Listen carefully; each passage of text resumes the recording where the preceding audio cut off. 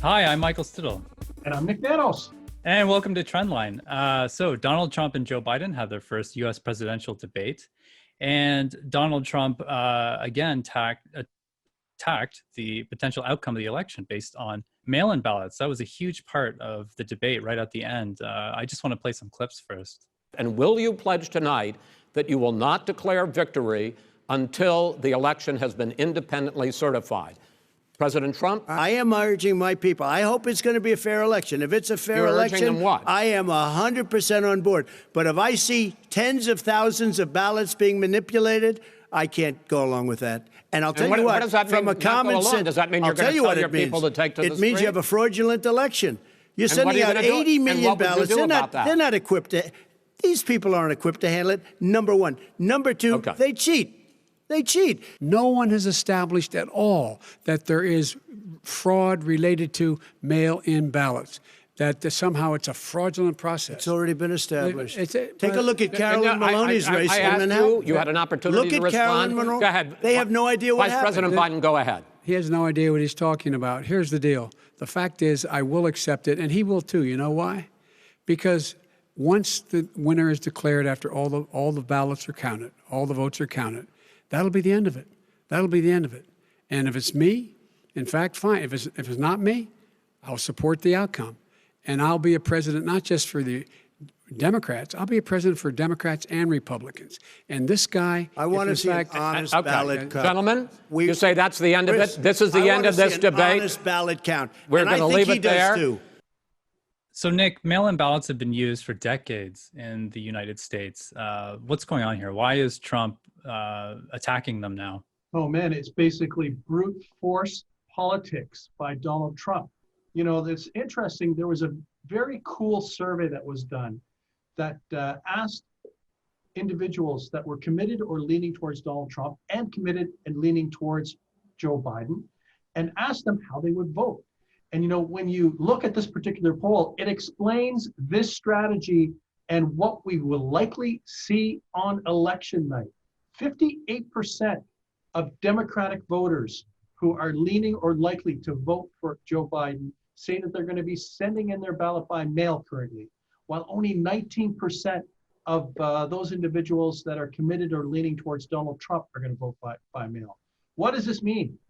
Michael, we may be into a wild ride on election night for the US presidential election, where hypothetically Donald Trump could win the popular vote in the good old-fashioned counting from people that show up to vote, and then in the weeks that follow, as they count the mail-in ballot, that initial result could be fundamentally overturned.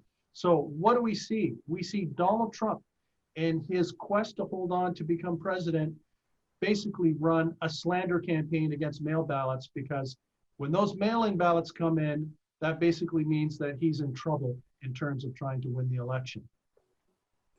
Wow. So the Supreme Court justice pick that he's put forward, it could also become part of that. As we heard in the clips, Trump is suggesting that this could actually play out in the Supreme Court. I mean, is there a chance that we won't have a winner for even longer? Oh, absolutely. You know, the thing is, this could be like the Bush-Gore election with the hanging Chad, with the in counting ballots in Florida, except this is on a completely different magnitude because of the millions and millions of Americans across the United States that will be voting by mail. And you know, the thing is that, you know, the passing away of Justice Ginsburg created an opportunity, an unprecedented opportunity for the Republicans to grab yet another spot with a conservative-minded Supreme Court justice, and to push forward on that particular nomination and to have that person in place. Right now, what it looks like, the Democrats are trying to push back to say that it would be inappropriate for the, the new designate Supreme Court justice that still has to be approved, that if they do come on the court, it would be inappropriate for them to participate in deliberations related to the election. But it's just Michael, it's gonna be a mess. It's gonna be paralysis. And if anybody who watched that presidential leaders debate earlier this week thought that was pathetic in terms of mudslinging, imagine what will happen on election night when the Trump team is going to try to devalue anyone that voted by mail in their effort to try to hold on to the election results.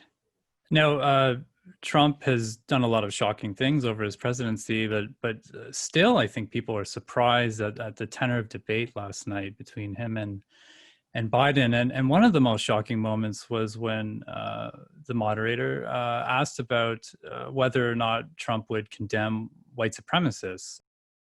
Are you willing tonight to condemn white supremacists and militia groups and to say that they need to stand down and not add to the violence in a number of these cities, as we saw in Kenosha and as we've seen in Portland? Sure, are you I'm prepared to specifically do it? Well, go ahead, sir. I would say almost everything I see is from the left wing, not from the right wing. So what are you saying? I'm willing to do anything. I want to see peace. Then do it, sir. Say it. Do it. Say it. Do you want to call him? What do you want to call him? Give me a name. Give me a white name. Supremacists and who would white you like me to condemn? White supremacists and right Proud militia. Boys, stand back and stand by. But I'll tell you what. Somebody's got to do something about Antifa and the left, because this is not a right-wing problem. This is a left-wing. This is a left-wing problem. And a lot of people were sort of, shocked by this. I just want to play a clip. This is Rena Shaw. She's the founder of Republican Women for Biden, responding to that on News Channel. Because we now know that this president is not a president for all of us. I have I've held back. I've been very, very patriotic in wishing for the success of this president. But what I saw last night, I now understand what people have been saying when they say, this is not my president. This is disgusting. This is not America. He deserves to be removed from this White House forcibly. He deserves to be in handcuffs. This man is trying to incite violence. Wow. So obviously Trump just making things more and more divisive. I mean, how does this strategy ultimately play out? Is it going to backfire on him? Did it backfire on him last night in the debate? Well, it's really too early to tell. What's interesting in the polling numbers is that depending on which public opinion survey that you look at, the proportion of undecided voters currently, right, is between 3 and 11%, which is actually exceptionally low. Considering how many weeks we are away from the actual presidential vote. But what we did see in the presidential debate, we saw basically Joe Biden straight out call Donald Trump a liar, straight out call him a racist. We had Donald Trump basically call Joe Biden stupid because he didn't do as well in school as some other individuals, and basically inept. And, I think for anyone that tuned in, the debate wasn't really a debate. It was basically a platform to trade insults with no one agreeing on what the truth was, and basically both accusing the other of being fast and loose with the facts. Now, I mean, there's been a lot of debate. How do you debate someone like Trump, who, well, let's call it what it is. He lies a lot. So when you're on the stage with that guy, do you try and constantly fact check him? And it seems like the strategy that Joe Biden took was to just sort of dismiss him. I think he called him a clown twice. He said, "Shut up, man," at one point, which, by the way, I believe he's now selling as a T-shirt slogan. What do you think of Biden's strategy during the debate? Well, I think it's a difficult position for him because of the debating tactics that Donald Trump uses. I thought Joe Biden was the most effective when he addressed the people of the United States directly, when he looked into the camera and delivered some compelling messages. We should not underestimate Donald Trump or diminish how he did. Basically, what he did was interrupt Joe Biden so that he could not say things. And he was persistent and relentless in those interruptions so that there weren't as many clips from the Biden campaign as they probably would have liked, as they wanted to try to land punches on Donald Trump. So I don't think last night was a stellar moment for either one of those presidential candidates. And I don't think it was a stellar moment for debate or dialogue about the future of the United States. And I think it's quite likely that people came in, if they liked Joe Biden coming into this debate, they felt good about that. And I think for those Americans that buy into the Trump vision of the world, they were okay with how he did. So I'm not sure whether the debate really changed anything significantly or whether it was a massive game changer, because there was nothing new last night except the exchange, and we talked about this earlier, related to mail ballots, because everybody put their cards on the table. Trump does not believe that the mail votes, when they're widely distributed, are valid, while Joe Biden sent out a message that he wants as many Americans as possible to vote, whether it's in person or by mail. Now, Nick, here in Canada, we possibly narrowly avoided an election this week. We had our first confidence vote when the House passed its updated COVID-19 aid bill. The NDP supported the Liberals on this. Actually, it was all partisan. It was all party support. Excuse me. You have some very surprising numbers on the ballot tracking when it comes to the Conservatives. Yeah, check out, Michael, check out that trend line. You can see earlier this year in 2020, the Liberals opening up a massive lead over all of the parties, especially the Conservatives. Basically a 10 to 12 point lead where you can see those numbers rise up.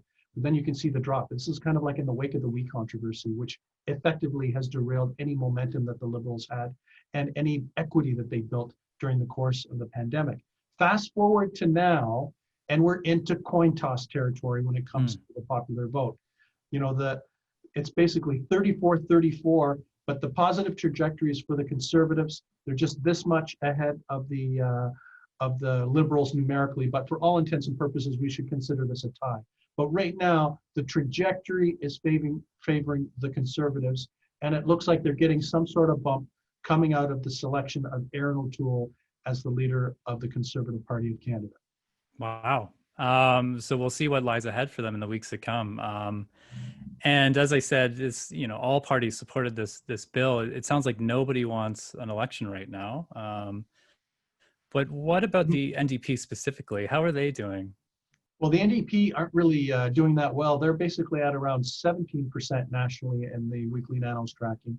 One of the numbers that really popped in a negative sense, or maybe deflate, for the New Democrats has to do with the province of Quebec, which used to be ground zero for the NDP renaissance. Yeah. With Jack Layton and Thomas Mulcair.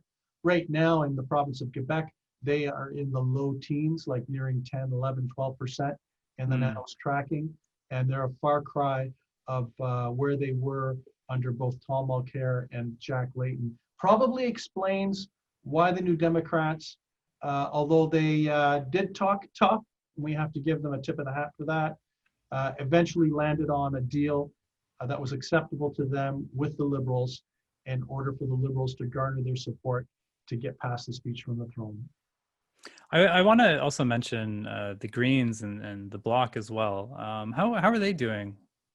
Well, the interesting thing is, the Greens are going through their own leadership renewal. It hasn't had as much profile as many of the other parties. They're a very important party, the Greens, because about 30% or 3 out of every 10 Canadians are open to voting Greens. So they've got a significant upside. But at around 6% nationally, they haven't really been able to make a significant breakthrough.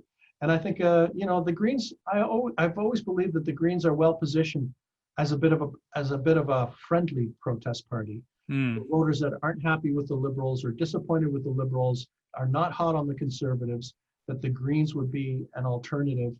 And the Green Party is doing well in a lot of other countries, like Germany, for example, and they've done well in provincial elections in Canada. So, but their numbers nationally haven't really moved as a result of their campaign. And for the Bloc, they're at around 7% when we factor the national number, and they're doing quite well in the mid-20s in the province of Quebec. And they probably have their eyes on some of those conservative ridings and New Democrat ridings in the province of Quebec. So that's why they would be okay probably with an election if it ever presented itself. Speaking of the Greens again, though, I mean, climate change isn't going away. It's a major issue, the environment. But when you track the top issues at the minds of Canadians, what's sort of leading the charge right now? Well, COVID continues to lead the charge. After we had that massive spike in concern about the coronavirus early in March, where it was basically off the charts, we saw a bit of a decline. But in the last couple of weeks, there's been increasing concern. About 29% of Canadians cite coronavirus as their top issue of concern. Jobs at around 17, healthcare 11, environment, we were just talking about the environment at 6. And if we were to do trend line retro hour back in January, The environment was the top national issue of concern, right? In the tail end of 2019, environment was at the top of the list in the high 20s. But it's just been pushed off of the mindset of average Canadians, with their focus being on the pandemic and jobs in the economy. Now, speaking again of the pandemic, if I were in charge of a government, God help us all if that ever happens, Nick, would I trigger an election in the middle of a pandemic, or would I be worried that that would, probably negatively affect my chances, let's say? But we're seeing provincial elections. New Brunswick just had one. Saskatchewan's is kicking off.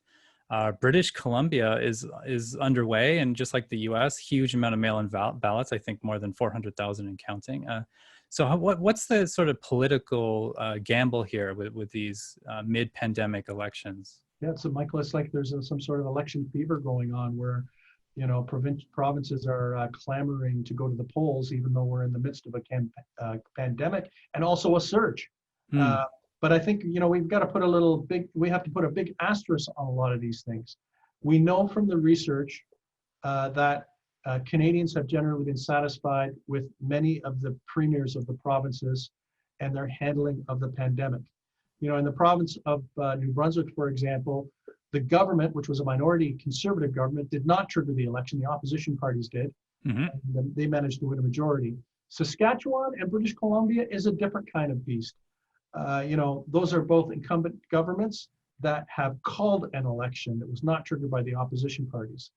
And, the research suggests that although those parties would have a good chance to win, they're still at risk, because the fact of the matter is that if something terrible happens during the course of the provincial election in either Saskatchewan or British Columbia, it could put those incumbent governments at risk.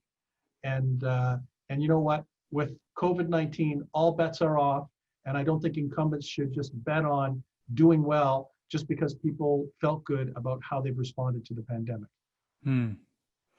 Nick, I think that's about it for this episode. Do you have a takeaway for this week? Takeaway is buckle up for the U.S. election. It's going to continue to be ugly, continue to be divisive, and it may be a certain type of political torture, not just on election night, but in the weeks and months that follow that. Wow. Nick, as always, thanks very much. And where can we find you? You can find me on Twitter at Nik and Nanos, or you can go to the website www.nanos.co, where we've got all our stats. And I'm also on Twitter at Michael Stittle, and you can find more information on what Nick and I have discussed in this episode on ctvnews.ca. As always, thanks for listening.